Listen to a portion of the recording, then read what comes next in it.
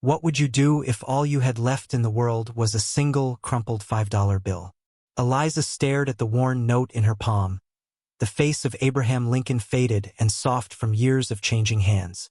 It was the last of her money, a thin shield against a world that had become cold and unforgiving.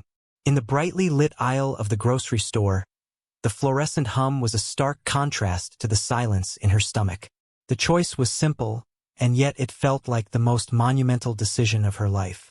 A loaf of day-old bread and a small carton of milk, enough to last her 2 days if she was careful. Or a small box of generic brand crayons, the waxy smell of them already a ghost in her memory. She thought of the children at the shelter where she sometimes volunteered, their small hands perpetually empty, their eyes hungry for a splash of color in their gray world. The bread was for her survival. The crayons were for their joy. Her fingers, calloused from work she no longer had, closed around the $5 bill. Her own hunger was a familiar ache, a dull and constant companion. The thought of a child's unanswered desire for a simple blue or yellow was a sharper pain, a different kind of poverty she couldn't bear to contribute to. She took a deep breath, the air tasting of refrigerated air and floor wax, and walked past the bakery aisle. The smell of fresh bread was a sweet torture. She ignored it, her focus narrowing on the small, sad section of school supplies tucked away near the pharmacy. She picked up the crayons. The box felt impossibly heavy in her hand, a weight of sacrifice and of hope. As she stood, a sudden wave of dizziness washed over her, a reminder of the meal she'd skipped yesterday. She leaned against the metal shelving, closing her eyes for just a second, waiting for the floor to stop tilting. That's when the chaos erupted. A child's shriek, high and piercing, cut through the store's placid music, followed by the clatter of something plastic hitting the tile floor. Eliza's eyes snapped open. A few feet away, a man in an impeccably tailored dark coat was trying to juggle a phone call, a grocery basket, and 2 small, unraveling children. He looked utterly out of his depth. "No, Peterson, the quarterly projections are unacceptable," he barked into his phone, his face a mask of iron-willed frustration. Meanwhile, a little girl, no older than 5, with wide, tear-filled blue eyes, was sobbing over a pink plastic wand that had snapped in 2. Her brother, a boy of about 7 with a shock of untamable dark hair, looked on the verge of a tantrum, his small hands reaching for a precarious pyramid of canned tomatoes. He was a small, angry god about to bring down a mountain. The man, their father, seemed to see it all and none of it at the same time, his attention fractured, his presence a ghost in his own life. The world, for a moment, seemed to slow down for Eliza. She saw the father's exhaustion, the girl's heartbreak, the boy's bubbling frustration. And without a second thought, without conscious decision, her body moved. The $5 bill was still clutched in her hand. The crayons were in her other. She put the crayons in her thin coat pocket and approached the storm. She knelt, her knees protesting on the cold, hard floor. The movement was instinctive, a muscle memory from a life she thought she had forgotten. She didn't look at the father, didn't want to intrude on his call or his authority. She focused only on the children. She turned to the little boy first, Leo, as his name tag on his jacket proclaimed. He was just about to give the tower of cans a final, decisive shove. "I bet you can't do this," she whispered, her voice low and calm. She held up her hand and, with a practiced flick of her wrist, made it look as though she had plucked her own thumb from her hand. The boy froze. His eyes, dark and stormy like his father's, widened in disbelief. He forgot all about the cans. His anger was replaced by a sudden, intense curiosity. He took a step closer, his lower lip jutting out as he studied her hand. Eliza smiled, a small, genuine curve of her lips. She then turned her attention to the little girl, Lily, who was still cradling the 2 halves of her broken wand as if it were a fallen bird. Her sobs had subsided into hiccuping gasps.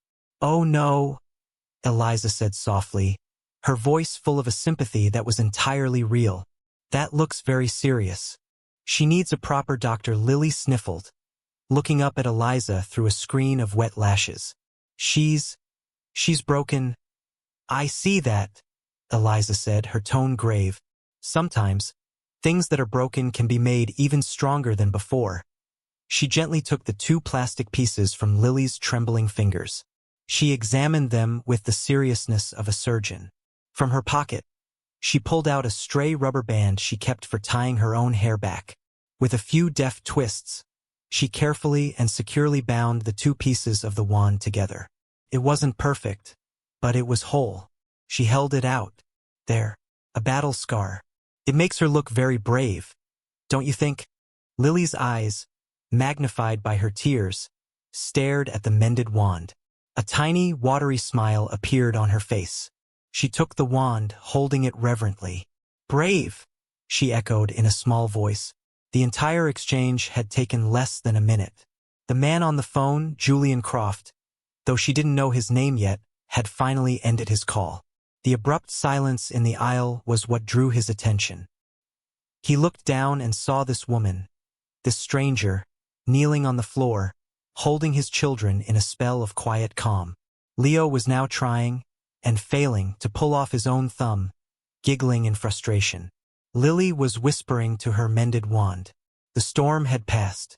He felt a jolt, a strange mix of gratitude and disorientation. He was the CEO of a multi-billion-dollar corporation. He could command boardrooms, navigate hostile takeovers, and shape global markets with a single decision. But he could not, for the life of him, manage a simple trip to the grocery store with his own children. He cleared his throat. "Thank you," he said. His voice was deeper, less harsh, than it had been on the phone. It held a note of genuine surprise. Eliza looked up, her gaze meeting his for the first time. Her eyes were a warm hazel, but they held a deep, ancient weariness that he found unexpectedly arresting. She looked tired and thin, but there was a light in them, a steady, quiet strength. "They were just having a hard moment," she said simply, beginning to stand up. Her worn jeans and faded coat were a stark contrast to his own cashmere overcoat and bespoke suit. As she rose, he felt an awkward obligation. He should do something, offer her something. "Please," he said, reaching for his back pocket. "Let me give you something for your trouble," before she could respond. As he fumbled to pull out his wallet, it slipped from his grasp. A thick, black leather rectangle, heavy with the implied weight of his life, landed on the polished floor with a soft, final thud.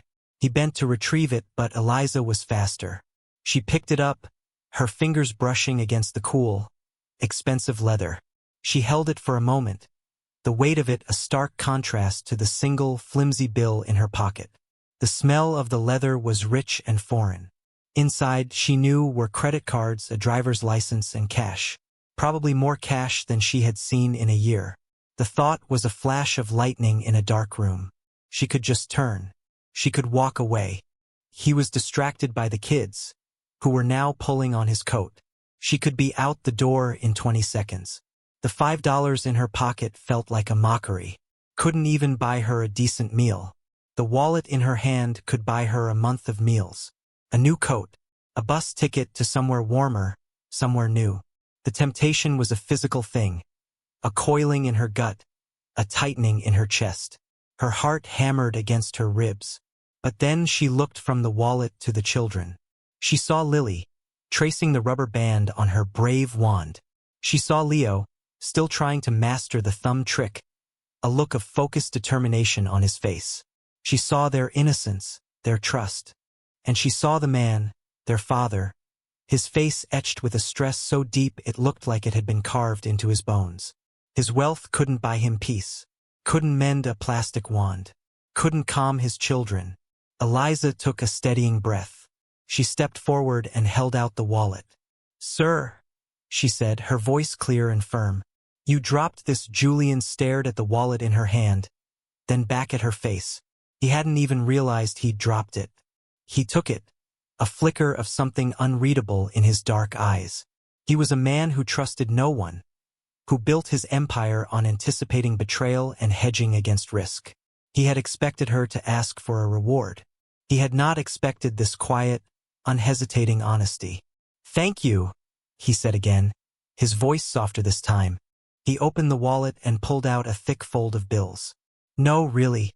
Please. Let me. He tried to press $200 bills into her hand. Eliza took a step back, holding up her palms. No, thank you, she said, her dignity a sudden, invisible shield. Doing the right thing isn't something you get paid for. The words hung in the air between them. They landed on Julian with the force of a physical blow. It was a sentiment so alien to his world of transactions and acquisitions that it momentarily stunned him. He looked at her, really looked at her, and noticed for the first time the box of crayons peeking out of her pocket. It was the only thing she was buying. Crayons? He asked, his curiosity piqued. Eliza's cheeks colored slightly. There, for some kids, she offered no further explanation. She didn't mention the shelter, her own hunger, or the $5 bill she was about to use. Her privacy was one of the few things she had left. An idea, impulsive and illogical, sparked in Julian's mind. It was a business decision, but the currency wasn't money. It was desperation. I have a meeting I can't miss. My nanny called in sick. It's an emergency, he was rambling, but he couldn't stop. Would you be willing to watch them? Just for a few hours. I'll pay you, of course. Handsomely, Eliza was taken aback. A nanny? Her? She looked at her worn clothes, her frayed cuffs. I don't have any references, she stammered. You just gave me one, he said, his gaze intense. The best one I've had in years. He was looking at her as if she were a complex puzzle he was determined to solve. The offer was absurd. To go home with a complete stranger, a man who looked like he owned half the city. But her stomach gave a painful twist, and the thought of her cold, empty apartment was a bleak counterpoint. Then she looked at Lily and Leo. They were looking at her, too, their expressions open and waiting. Okay, she heard herself say, the word a whisper of surrender. Just for a few hours.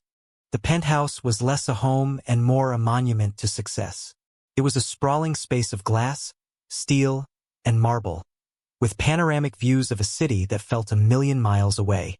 Everything was immaculate, minimalist, and cold. There were no photographs on the walls, no stacks of books on the coffee table, no clutter of a life being lived. It was a beautiful, sterile showroom, and it made Eliza's heart ache. Julian gave her a hurried tour, his words clipped and efficient. The kitchen is here. They can have snacks, but nothing with red dye. Their rooms are down the hall. My office is off limits. My number is on the fridge. I'll be back by 6". He was already shrugging off his coat, his mind clearly back on his missed meeting and quarterly projections. He paused at the door, turning back to look at the three of them standing awkwardly in the vast living room. Eliza, a small, worn figure in the cavernous space. His children, small and quiet beside her. For a moment, a flicker of doubt crossed his face. Then he nodded, as if sealing a deal, and was gone. The heavy door clicked shut, the sound echoing in the silence. The silence was the first thing Eliza noticed. It was a heavy, unnatural quiet, the kind that speaks of absence. Lily and Leo stood jang-jang, unsure of the new rules. Well, Eliza said, forcing a warmth into her voice. This is a very big house. Lily nodded, clutching her mended wand.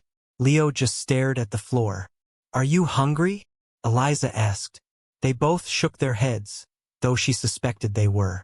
She walked into the kitchen, a marvel of stainless steel and black granite. Opening the refrigerator was like looking into a catalog. It was full of gourmet, pre-packaged foods, organic juices, and expensive cheeses. But there was no real food. No flour, no sugar, no butter. Nothing to make a home smell like a home. She found some apple slices and cheese sticks and set them on a plate. The children ate in silence, perched on stools that were too high for them. After they ate, Lily took Eliza's hand, her own small hand surprisingly firm. I want to show you something, she whispered. She led Eliza down a long, white hallway to her room. The room was pink and pristine, filled with dolls that looked like they had never been played with. On a small desk, however, was a flurry of activity. Dozens and dozens of drawings were taped to the wall, all of them of the same thing.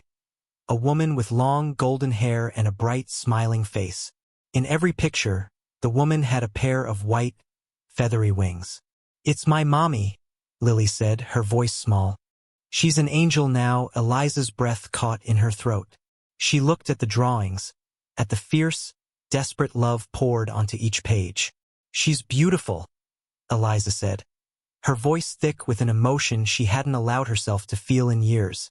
In that moment, she understood the coldness of the house, the father's brittle stress, the children's quiet sadness. This wasn't a home. It was a waiting room for a grief that had never been processed. Later, she found Leo in his room, sitting on the floor, methodically pulling the stuffing out of a small, worn-out stuffed rabbit. Its button eyes were loose, and one ear was hanging by a thread. He wasn't being destructive. He was dissecting his own comfort object, trying to understand its emptiness. Eliza sat down on the floor beside him, not too close. She didn't say anything for a long time. She just watched him. The sight of the torn rabbit unlocked a memory she kept buried deep. A small, blue teddy bear, its ear also torn. Her own small son. His face puckered in concentration as he tried to fix it. The memory was a sudden, sharp pain, a door opening onto a room she kept locked. She blinked back the sudden burn in her eyes. "He looks like he's been on many adventures," she said softly. Leo didn't look up, but he stopped pulling at the stuffing. "His name is Patches. That's a good name for a well-loved rabbit," Eliza said. She reached into her pocket, the one that didn't hold the crayons, and pulled out a small, travel-sized sewing kit. It was something her grandmother had given her years ago, a silly, practical gift that she had inexplicably kept through everything. "You know," she said, threading a needle with a steady hand, "I'm very good at patching things up." She held out her hand. After a long moment, Leo silently passed her the rabbit. She began to sew, her stitches small and neat. She restuffed the floppy limbs, secured the button eyes, and reattached the ear, reinforcing it with a small, almost invisible cross-stitch. As she worked, she started to hum, a wordless, gentle tune she hadn't hummed in years. Leo crept closer, watching her fingers work their quiet magic. When she was done, she handed the rabbit back to him. It was still old and worn, but it was whole again. Leo took it, his small fingers tracing the new stitches on the ear. He held it tight to his chest. Then he looked up at Eliza, and for the first time, she saw a flicker of the little boy, not the little storm cloud.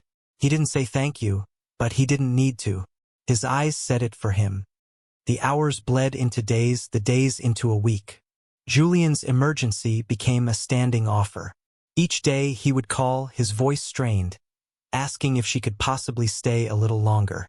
Each day Eliza would agree. She told herself it was for the money, a steady income that was a miracle. But she knew, with a certainty that settled deep in her bones, that it was for the children. She was slowly, carefully, bringing life back into the house. She used the generous pay Julian insisted on giving her to buy flour, sugar, butter, and vanilla. One afternoon, she pulled out a small, worn, leather-bound book from her bag. Its pages were yellowed and soft, filled with elegant, looping handwriting. "What's that?" Lily asked, peering over the counter. "It was my grandmother's," Eliza explained, opening it to a page stained with vanilla extract. "It's her book of kitchen magic." She showed Lily the recipe for oatmeal cookies. Together, they measured and mixed. Eliza let Leo crack the eggs, which resulted in a bit of shell in the batter. But she just laughed and showed him how to fish it out with a larger piece of shell. Soon, for the first time in over a year, the sterile penthouse filled with the warm, sweet smell of baking. It was the scent of home, a scent so powerful it seemed to seep into the very walls, chasing out the cold. When Julian came home that evening, he stopped dead in the doorway. He sniffed the air, a look of profound confusion on his face. He followed the scent to the kitchen, where he found his two children, their faces smudged with flour, sitting at the table and decorating cookies with Eliza. They were laughing. It was a sound he hadn't heard in so long, he almost didn't recognize it. He stood in the doorway, unseen, and watched. He saw the easy way Eliza leaned over to help Leo, the gentle way she praised Lily's lopsided frosting smiley face. She wasn't a nanny performing a job. She was a presence, a warmth, a center of gravity that his broken family was slowly beginning to orbit. The afternoon job became a month and then two. Eliza's presence was a quiet revolution. She bought a small pot of herbs for the kitchen windowsill. She found old, forgotten frames in a storage closet and framed Lily's drawings of her angel mother, creating a beautiful, loving memorial on the hallway wall instead of hiding them away. She discovered Leo had a love for building, and together they constructed magnificent forts out of blankets and chairs in the living room, turning the stark space into a landscape of imagination. She never tried to replace their mother. Instead, she helped them honor her. She would listen for hours as Lily told her stories about her mommy, and she would help Leo write his mom's name in the condensation on a window pane. She was making a safe space for their grief, and in doing so, she was allowing them to be children again. Julian found himself changing, too. The iron mask of control began to soften. He started leaving work at 5:30 instead of 8. He'd walk in the door and, instead of heading straight for his office, he would find himself drawn to a living room fort or the smell of whatever was simmering on the stove. He started talking to Eliza. At first, it was just about the children. But soon, he was telling her about his day, about a frustrating board member, about a deal that fell through. He found her a surprisingly insightful listener. She didn't offer business advice, but she had a simple, earthy wisdom that cut through the complexity of his life. One evening, he found her sitting on the balcony, looking out at the glittering city lights. "You're not like anyone I've ever met," he said, standing beside her. "You have nothing, but you act like you have everything." Eliza smiled, a sad, knowing smile. "I had everything once," she said softly, her voice barely a whisper. "A husband, a home, a little boy." She didn't elaborate, but Julian understood. He saw in that moment the source of her deep well of empathy, the quiet sorrow that shadowed her eyes. She wasn't just mending his children. She was mending herself. A few days later, Lily and Leo presented her with a gift. It was a drawing, rendered in the bright, waxy colors of the crayons she had bought that very first day. It showed 4 figures, holding hands under a big, smiling sun. A tall man, a small woman, a little girl, and a little boy. Underneath, in Lily's careful printing, it said, "Our family." Eliza's eyes filled with tears. She hugged them tightly, the drawing clutched in her hand. She thought this was wealth. This feeling of being needed, of belonging. In a house that had once been a cold museum, a found family was beginning to bloom. The fragile peace was shattered by the flash of a camera. They were at a park on a crisp autumn Saturday. Julian, for the first time, had left his phone in the car. He was pushing Leo on a swing, a real, unforced smile on his face. Eliza was sitting on a bench with Lily, helping her weave a chain of daisies. They looked, for all the world, like a normal, happy family. The photographer, hidden in the bushes, knew he had gold. The next morning, the picture was splayed across the front page of a notorious city tabloid. The photograph itself was innocent, but the headline was a dagger. Billionaire CEO Julian Croft replaces late wife with penniless nanny. The article was a masterpiece of insinuation and cruelty. It painted Eliza as a manipulative gold digger, a nobody who had cunningly worked her way into the life of a grieving billionaire. It mentioned her worn clothes, her lack of background, twisting her quiet poverty into a mark of shame and suspicion. The story was a virus, spreading instantly through the city's financial and social networks. Julian's phone began to ring off the hook. By Monday morning, the crisis had reached his boardroom. He sat at the head of a massive mahogany table, surrounded by the stern, judgmental faces of his board of directors. The tabloid was laid out in the center of the table like a piece of evidence. "Julian, this is a disaster," said Arthur Vance, the oldest and most influential board member. His voice was cold, clipped. "We have the Children's Hospital Charity Gala in 2 weeks. The donors for the new wing, the one named after Sarah, for God's sake, are getting nervous. They're talking about pulling their funding, It's a picture from a park, Arthur, Julian said, his voice tight with a barely controlled rage. It's a lie. It's optics, Julian. Vance shot back, his tone dismissive. And the optics are that you've shacked up with the help less than 2 years after your wife's death. It looks unseemly.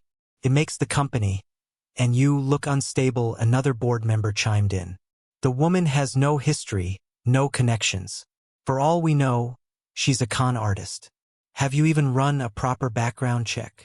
The accusations, the cold-blooded calculus of it all, made Julian's blood run cold. They were talking about Eliza, the woman who had single-handedly pieced his family back together. The woman who baked cookies with his children and sewed the ears on their toys. The woman who had returned his wallet when she had nothing. Her name is Eliza, Julian said, his voice dangerously quiet, and she is a person of more integrity than anyone in this room. Vance sighed, a sound of patronizing impatience. We're not questioning her character. We're questioning her suitability. She's not one of us, Julian. The world you and I operate in has rules. This charity case, she breaks all of them. The market values stability, legacy. This story creates a narrative of scandal. It's a liability we cannot afford. Vance leaned forward, his voice dropping to a conspiratorial murmur. Fire her. Make a public statement. Say she was a temporary employee and her contract has ended. Cut your losses. It's the only way to contain this and protect the hospital donation. Protect Sarah's legacy. The words hung in the air, a poisonous fog. Protect Sarah's legacy.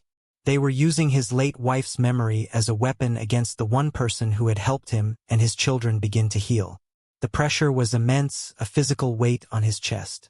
He thought of his duty to the company, to the shareholders, to the hospital that desperately needed the new wing. Firing Eliza was the logical choice, the smart business move. But then, an image flashed in his mind. The image of Eliza, her hands covered in flour, laughing as Leo put a dab of dough on her nose. The image of Lily's drawing, the 4 of them holding hands. The memory of her voice in the grocery store aisle. Doing the right thing isn't something you get paid for. The cold, pragmatic CEO in him warred with the father, the man, that she had helped him become again. He felt a profound, soul-crushing conflict. To save his public legacy, he would have to betray the private, fragile happiness he had just begun to find. The board members watched him, their faces impassive, waiting for him to make the only correct decision. The press conference for the new Sarah Croft Children's Hospital wing was a major media event. It was held in a grand, sunlit atrium, packed with journalists, photographers, and the city's elite. Julian Croft was scheduled to give a short speech and present a ceremonial oversized check. The board, including Arthur Vance, stood smugly to one side, confident that Julian had come to his senses. They had prepped a statement for him, a bland and corporate piece of damage control that would effectively erase Eliza from his life.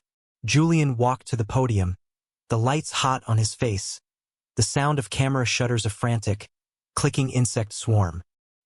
He looked out at the sea of faces, his own expression unreadable. He held a small stack of note cards in his hand, the speech the board had written for him. He glanced at them, then set them aside on the podium. He took a deep breath and looked directly into the main camera, as if speaking to someone far away. "Thank you all for coming," he began, his voice steady and clear. "We're here today to talk about building a new hospital wing, a place of healing for sick children. It's a project in honor of my late wife, Sarah. She believed deeply in community, in kindness, and in legacy." He paused, letting the words settle. The room was silent. But legacies aren't just built with brick and mortar. They aren't secured by stock prices or public opinion. A true legacy is built on character. It's built on the choices we make when no one is looking. It's built on how we treat people, especially those who have less than we do. Arthur Vance shifted uncomfortably. This was not the approved script. Recently, Julian continued, his voice gaining strength, my family and I have been the subject of speculation, of gossip. A woman came into our lives, a woman named Eliza. The stories have called her a penniless nanny, and it's true. She doesn't have a large bank account or a portfolio of investments. He looked directly at Vance, a challenge in his eyes. But what she does have is a wealth of kindness, a wealth of integrity, a wealth of patience. She came into my home when it was broken and she began, piece by piece, to help us heal. She reminded my children how to laugh. She reminded me what it feels like to be a father. She did this not for money or for status, but because it was the right thing to do. He picked up a note card, but it was one of his own. I was recently reminded of a simple, powerful truth. Doing the right thing isn't something you get paid for, it's a principle to live by. It's the only principle that matters. A murmur went through the crowd. This was no longer about a hospital wing. It was a public declaration. So, to answer the questions that have been circulating, Julian said, his voice ringing with conviction. No, I will not be firing Eliza. In fact, I am doing the opposite. He looked back at the camera, his expression softening. Today, I am announcing the formation of a new organization, the Sarah Croft and Eliza Hale Foundation for Family Support. It will be dedicated to providing resources, food, shelter, and childcare to families who are struggling. And its first director will be Eliza Hale, whose wisdom and compassion are the greatest assets this foundation could ever have. If any donors feel that integrity and kindness are a liability, then you are welcome to keep your money. We will build this legacy on something more valuable. He had thrown down the gauntlet. He had chosen her. He had chosen character over currency, private sincerity over public optics. He had chosen his found family over the demands of his class. In the ensuing chaos of shouting reporters and flashing cameras, Arthur Vance's face was a mask of pure fury. Julian ignored it all. He walked off the stage, feeling lighter than he had in years. He had done the right thing. Now he just had to get home and tell her.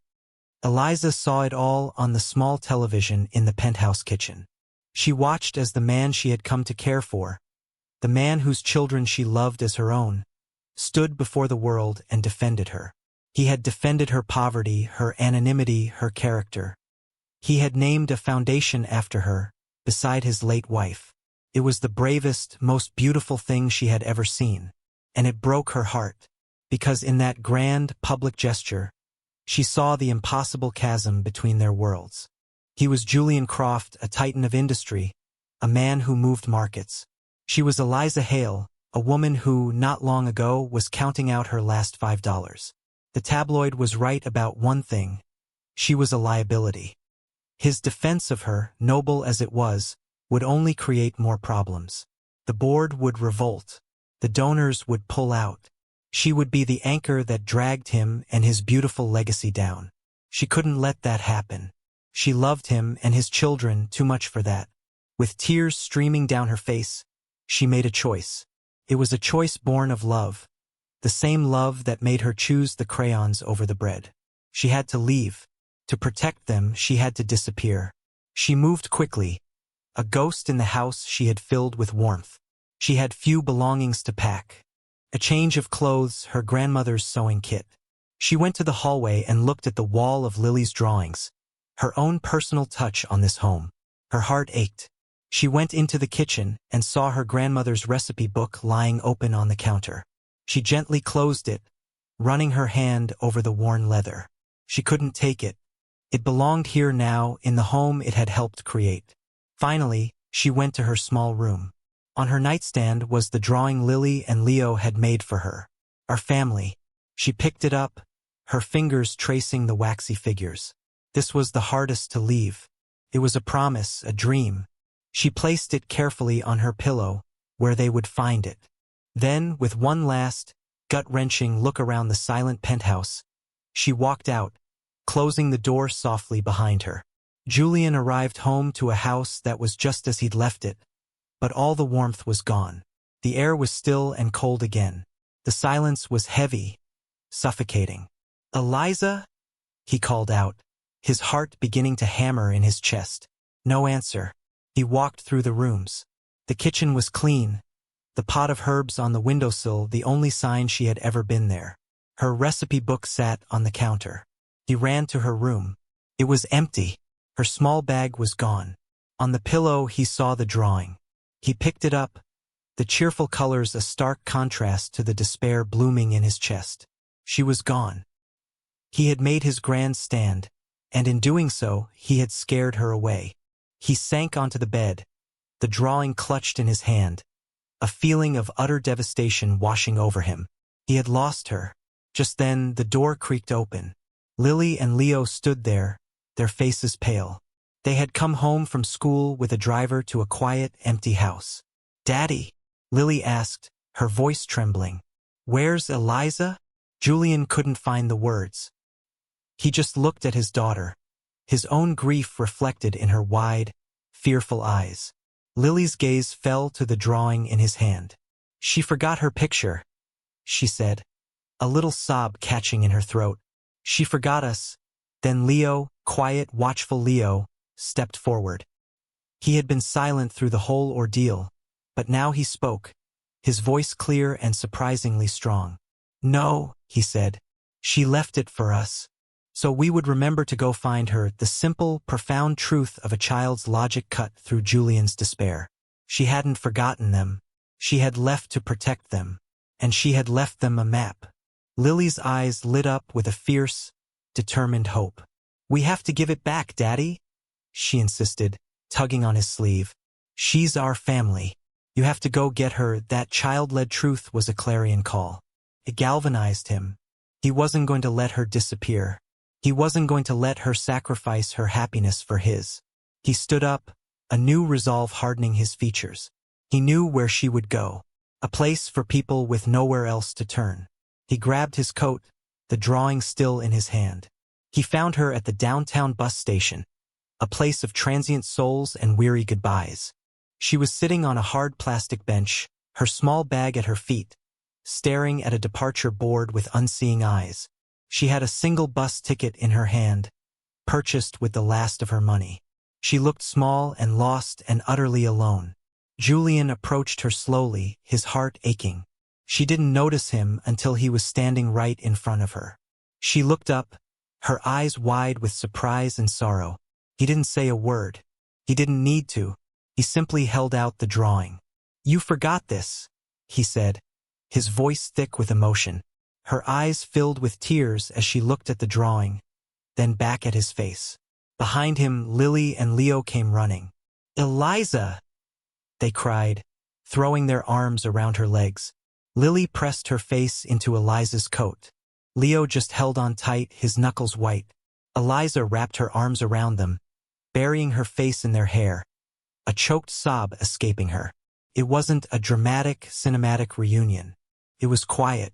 It was real. It was a family, broken and scared, finding their way back to each other on a cold, dirty floor of a bus station. It was everything. They didn't go back to the way things were. They couldn't. Julian's public declaration and Eliza's return had shifted the foundation of their lives. The world outside the penthouse was still noisy, but inside, they began to build something new, something real, together. The foundation became their shared mission. Julian, with his business acumen and resources, built the structure. But Eliza, with her lived experience and deep well of empathy, gave it a soul. She knew what struggling families needed, not in theory, but in practice. It wasn't just about writing checks. It was about providing dignity. Their first project was a community kitchen, housed in a renovated warehouse in a part of the city Julian's limousine usually sped through. Eliza didn't want it to be a soup kitchen, a place of shame and desperation. She envisioned a place of warmth and community. She used the recipes from her grandmother's book, not to feed the poor, but to teach people how to cook nutritious, affordable meals. The smell of baking bread and simmering soup filled the space, a scent of welcome and of home. Julian would often come by after work, his suit and tie looking out of place, but his presence was a constant. He wouldn't stand on the sidelines. Eliza put him to work. He chopped vegetables, his movements initially clumsy and uncertain, but growing more confident with each passing week. He washed dishes, standing shoulder to shoulder with people whose lives were a universe away from his own. He listened to their stories, and for the first time, he began to understand the city he lived in, not as a map of financial districts and property values, but as a tapestry of human lives. Eliza, meanwhile, blossomed. The weariness in her eyes was replaced by a bright, focused energy. She had a purpose that was bigger than her own survival. She moved with a quiet authority, organizing volunteers, comforting a young mother who had lost her job, playing a game with a child while their parent filled out paperwork for assistance. She created a literacy program in a small, cozy corner of the kitchen, using donated books to teach adults how to read, empowering them to fill out job applications and read stories to their own children. She and Julian became a team. Their meetings weren't in a boardroom.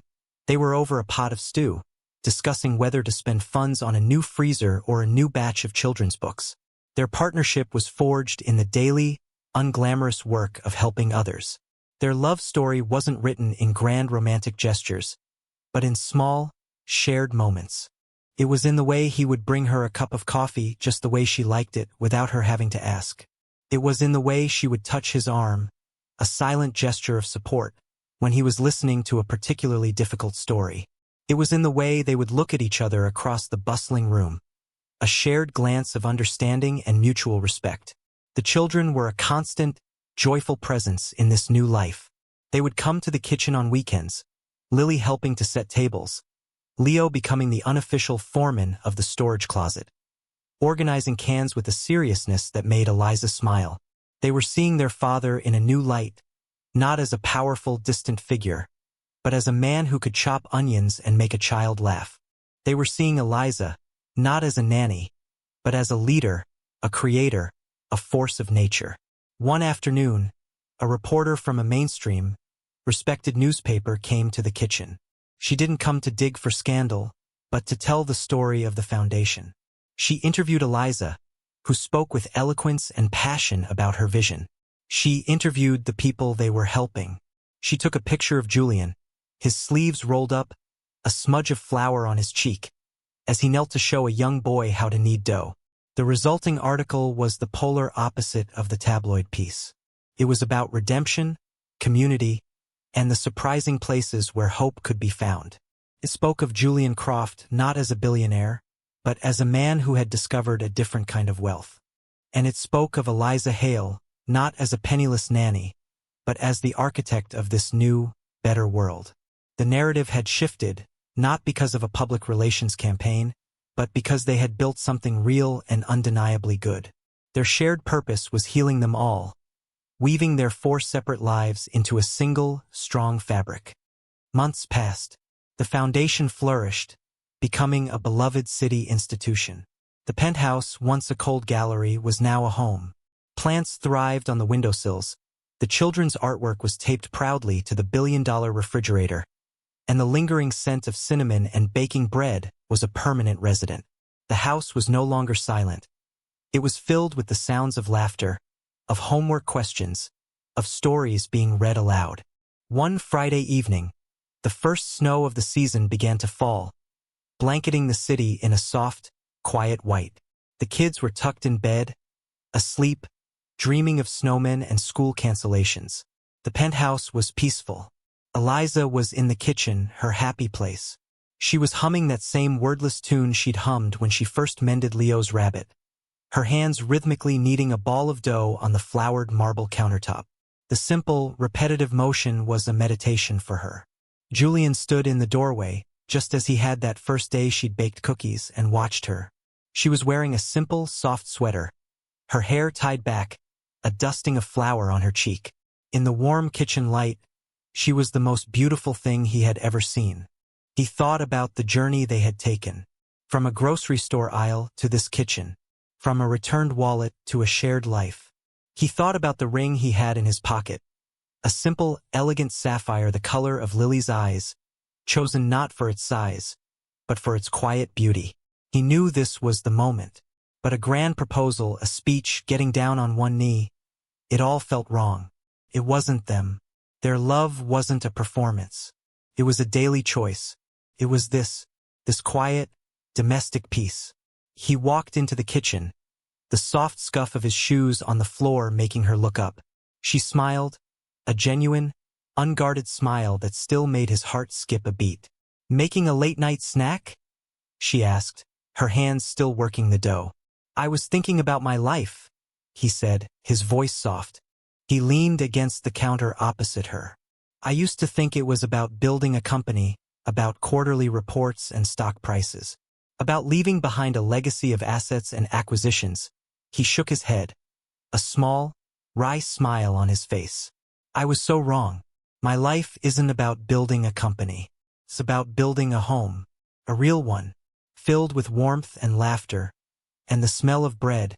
He looked at her, his dark eyes full of a raw, quiet vulnerability she had never seen before. "Will you build one with me, Eliza? Officially?" Eliza's hands stilled in the dough. Tears welled in her eyes, but they were tears of pure, unadulterated joy. She looked at this man, this wonderful, complicated man who had seen her at her lowest and had chosen to lift her up. She looked around the kitchen, at the home they had already created. She nodded, unable to speak past the lump in her throat. "I think we already have," she finally whispered, her voice thick with emotion. Julian didn't pull out the ring box. He simply took the small, perfect ring from his pocket and held it in his palm. Eliza looked at her hands, covered in flour and dough. She laughed, a sound of pure happiness. "I can't possibly put that on right now," she said, wiggling her fingers. Julian smiled. He took a simple silver chain from his other pocket.